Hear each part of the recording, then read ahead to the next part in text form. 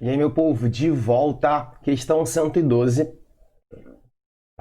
Pausa para beber minha água no meio logo no começo. Questão 112, prova amarela, Enem 2019. Eu gosto dessa questão. A questão tem um teor muito biológico também, mas é porque ela fala diretamente, ela conversa muito com a questão 108 da mesma prova. Então, se você já assistiu essa resolução do gabarito comentado, é interessantíssimo também dar uma olhada lá na questão 108. Vamos lá. Vamos dar uma olhada nessa questão logo. E ela fala o seguinte, deixa eu ver se eu estou com o marcador já ligado, para a gente fazer aquela leitura concentrada da questão.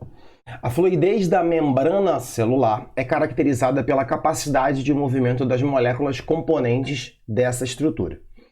Os seres vivos mantêm essa propriedade de duas formas, controlando a temperatura e ou alterando a composição lipídica da membrana. Provavelmente, como eu tenho desenho abaixo, ele está falando da segunda forma de controlar isso, que é a composição lipídica da membrana. Beleza. Nesse último aspecto aí, tá vendo? O tamanho e o grau da insaturação, isso aqui é muito interessante, das cadeias hidrocarbônicas dos fosfolipídicos, conforme representado na figura, influenciam significativamente na fluidez. Isso porque quanto maior for a magnitude da interação, menor será a fluidez da membrana. Então, se eu quero uma membrana pouco fluida, eu tenho que ter uma interação muito grande entre as cadeias, entre as caudas hidrocarbônicas. Lembrando que essa parte é polar e essa cadeia aqui hidrocarbônica é apolar, né?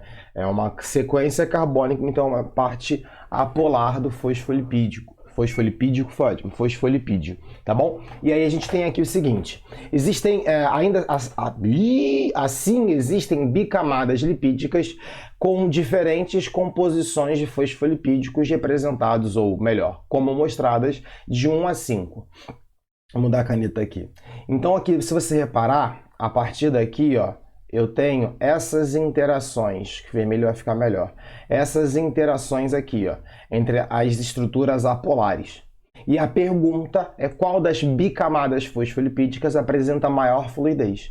Se você ler esse comando direto, vai ficar, pô, mas o que tem a ver a fluidez? Aí você tem que voltar, porque no texto fala que quanto maior a magnitude, menor a fluidez. Se ele quer algo com maior, não menor, maior fluidez, eu vou procurar aquela que tem menor interação. Então, mais uma questão onde eu falo sobre interações intermoleculares entre as moléculas, e eu tenho que analisar o seguinte, o que está em contato nessas estruturas são as caudas hidrocarbônicas. Então eu estou falando de forças de interações entre moléculas apolar.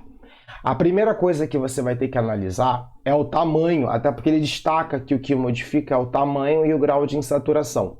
Se você falar de tamanho, quanto maior a cadeia carbônica, maior é a interação entre as partículas. Então, se eu quero menor interação, lembrando que todas essas interações são taxadas como dipolo induzido ou forças de Van der Waals, porque são partes apolares da cadeia, eu quero então agora pensar que essas aqui têm maiores interações, menores interações. Eu estou confundindo menor e mais, né? Mais fluidez são menores interações, 1, 2 e 3. E aí agora eu vou ter que pensar em insaturações. Bruno, o que essa insaturação vai facilitar ou vai dificultar a interação entre as partículas? Quanto maior o grau de insaturação, principalmente porque essas insaturações estão representadas aqui, olha para cá. Insaturação é quando a perninha está curva, tá? Isso pode ser uma representação, porque geralmente quando a gente tem a insaturação, né, a cadeia ela dá uma disturbiada ou não, simplesmente porque é uma forma de representar. Cadeias insaturadas tendem a ser repelidas uma das outras. Então existe uma interação menor. Se você tem duas cadeias carbônicas, deixa eu desenhar aqui com preto de novo. Peraí. Se você tem duas cadeias carbônicas saturadas, o grau de interação entre elas não é alto, mas é mediano dependendo das condições da interação. Agora, se existe uma insaturação entre elas, é um par de elétrons, né, uma ligação π, que vai interferir na atração, na interação entre as duas. Até porque esses pares de elétrons tendem a se repelir. Então, se você está pensando em analisar as interações entre moléculas apolares, né, moléculas que têm insaturações tendem a ter menos interação entre elas, porque essa nuvem eletrônica é diferente de uma nuvem eletrônica de uma ligação sigma, de uma ligação principal. A ligação π, ela é mais desfocada, tanto é que ela é mais fácil também de ser quebrada. Ela tem propriedades que eu não vou adentrar nessa ligação, o que impede a interação entre as partículas. Então, no caso da cadeia 2, que além de pequena tem muitas insaturações, são todas insaturadas, você tem então uma cadeia dentre todos esses componentes na força de interação entre moléculas orgânicas, entre essas caudas hidrocarbônicas de moléculas apolares, mais fraca. Se é mais fraca, tem maior fluidez. Resposta letra B, tá? Como eu falei, esse debate contempla muito o que a gente estava falando na questão 108, que eu falei sobre forças de interação também. Forças de interação é um assunto que cai bastante no Enem.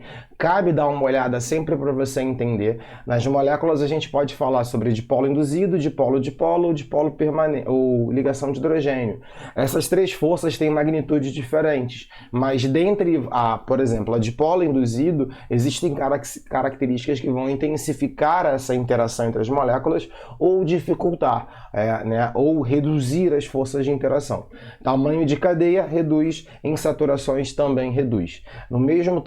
Na mesma composição, o mesmo número de carbonos, outro fator é as ramificações. Se você tem duas cadeias que têm o mesmo número de carbonos, mas uma é mais ramificada, ela tem menos pontos de interação também. Beleza? E aí a gente fecha, resposta então sendo letra B, A2, tá bom? Mais uma vez, não esquece de curtir, não vou ficar de muita mironga nessa questão. Beijos e até a próxima.